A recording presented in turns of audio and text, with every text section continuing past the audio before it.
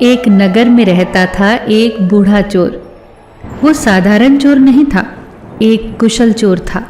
वो किसी की आंख से काजल चुरा ले और सामने वाले को पता भी न चले। उसका एक बेटा था। अपने बेटे को लेकर उसने एक ख्वाब देखा था कि उसका बेटा भी उसी की तरह निपुण चोर बने, और हुआ भी ऐसा ही। बेटा तो बाप से भी आगे निकलने लगा। एक दिन उस बूढ़े चोर ने बेटे को बुलाकर उससे कहा, देख बेटा, अगर ऐसे ही जिंदगी भर सफल चोर रहना चाहता है तो एक बात बताता हूं, गांठ बांध ले। सदा याद रखना, कभी न भूलना। भूलना क्या, पत्थर की लकीर समझ ले। साधु संतों की बात कभी न सुनना। अगर कभी भूल से भी ऐसी जगह से गुजरे जहां कोई महात्मा उपदेश दे रहा हो तो कानों में उंगली डाल लेना और भाग जाना वहां से। समझ गया ना तू? हाँ बापू, बिल्कुल समझ गया, बेटे ने कहा। एक दिन चोर के बेटे ने सोचा कि क्यों ना राजा के महल में हाथ साफ किया जाए। वो राजा के महल की ओर बढ़ने लगा। थोड़ी दूर गया ही था कि उसने देखा बहुत सारे लोग इकट्ठे खड़े हैं। उसने वहां से आते हुए एक आदमी से पूछा, उस स्थान पर इतने लोग क्यों इकट्ठा हैं? उस आदमी ने जवाब दिया, वहां एक महात्मा उपदेश दे रहे हैं। ये सुनकर चोर के बेटे का माथा ठनका। वो बड़बड़ाया, उपदेश तो नहीं सुनूंगा महात्मा का। वो कानों में उंगली डालकर वहां से तुरंत भाग निकला। हड़बड़ाहट में जैसे ही भीड़ के पास से गुजरा तो वहां पड़े एक पत्थर से उसकी ठोकर लगी और वो गिर पड़ा। गिरते ही उसके कानों में महात्मा के शब्द पड़े, कभी झूठ नहीं बोलना चाहिए। जिसका नमक खाया हो उसका कभी बुरा नहीं सोचना चाहिए। जो भी व्यक्ति इन बातों को मानेगा उसे ईश्वर हमेशा खुश रखेगा। ये दो बातें उसके कानों में पड़ गई। वो झटपट उठा, कान बंद किए और राजा के महल की ओर चल पड़ा। जैसे ही राजा के महल के अंदर जाने लगा तो वहां बैठे पहरेदारों ने उसे टोका, अरे कौन हो तुम, कहाँ जाते हो? चोर के बेटे को महात्मा का उपदेश याद आया कि कभी झूठ नहीं बोलना चाहिए। उसने सोचा, चलो आज सच ही बोलकर देख ले। उसने पहरेदार से कहा, मैं चोर हूं, महल के अंदर चोरी करने जा रहा हूं। यह सुनकर पहरेदार हंसने लगे। उन्हें लगा कि महल के अंदर का नौकर होगा, मुझसे मजाक कर रहा होगा। पहरेदार ने कहा, जाओ भीतर। अब चोर सच बोलकर राजमहल के अंदर प्रवेश कर गया। वो एक कमरे में घुसा जहां ढेर सारा पैसा और जेवर रखे थे। उसका मन खुशी से भर गया। एक थैले में उसने सारा धन भर लिया और पास ही के दूसरे कमरे में चला गया। वहां उसने देखा कि कई तरह के पकवान पड़े हैं। उसे भूख लगी थी, उससे रुका न गया और वो खाना खाने लगा।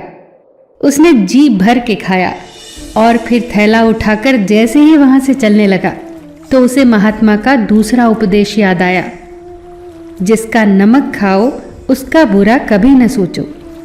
उसने सोचा, जो भोजन मैंने अभी किया है उसमें तो नमक भी था, अब मैं इनका बुरा कैसे सोच सकता हूं? इतना सोचकर उसने थैला वहीं रख दिया और वापस चल पड़ा। पहरेदार ने फिर पूछा, क्या हुआ, तुमने चोरी क्यों नहीं की?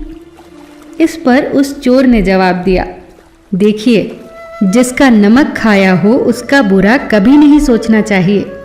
मैंने राजा का नमक खाया है, इसीलिए चोरी का माल मैंने वहीं रसोई घर में छोड़ दिया है। इतना कहकर वो वहां से चल पड़ा। उधर रसोइये ने शोर मचा दिया, पकड़ो पकड़ो, चोर भागा जा रहा है। पहरेदार ने तुरंत चोर को पकड़ा और राजा के सामने उपस्थित कर दिया। राजा ने जब उस चोर से पूछा तो उसने सब बता दिया कि कैसे महात्मा के उपदेश के अनुसार पहरेदार के पूछने पर उसने सारा सच बताया था कि वो एक चोर है और चोरी करने आया है। चोर ने आगे कहा, राजन, मैंने आपका धन चुराया लेकिन आपका नमक भी खाया, इसीलिए महात्मा के उपदेश के अनुसार मैं आपका बुरा नहीं चाह सकता, तो मैंने वो धन वहीं रसोई घर में छोड़ दिया। राजा तो उसकी ईमानदारी और सच्चाई भरे उत्तर से बहुत खुश हुआ और उसे अपने दरबार में नौकरी दे दी। जब वो चोर 2-4 दिन घर नहीं गया तो उसके पिता को चिंता हुई। वो उसकी खोज में निकला। उड़ते उड़ते खबर उसके कान तक पहुंची कि उसके बेटे को राजा ने नौकरी पर रख लिया है।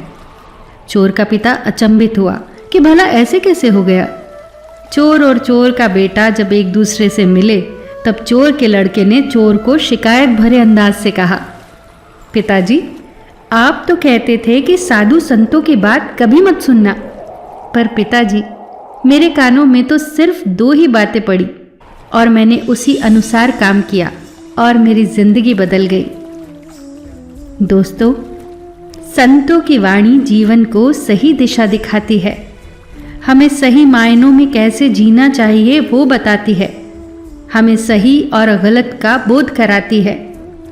संतों की वाणी हमारे भीतर करुणा, प्रेम, क्षमा, सदाचार जैसे नैतिक गुणों का विकास करती है।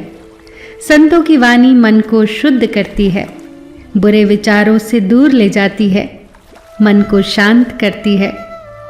अब हम पढ़ते रहेंगे, सुनते रहेंगे, एक दूसरे से साझा करते रहेंगे ऐसे ही अच्छी अच्छी कहानियाँ और अच्छी अच्छी बातें जो हमें सद्मार्ग पर ले जाएं। फिर मिलेंगे दोस्तों अगली वीडियो के साथ। तब तक के लिए अपना ख्याल रखना और हमेशा मुस्कुराते रहना।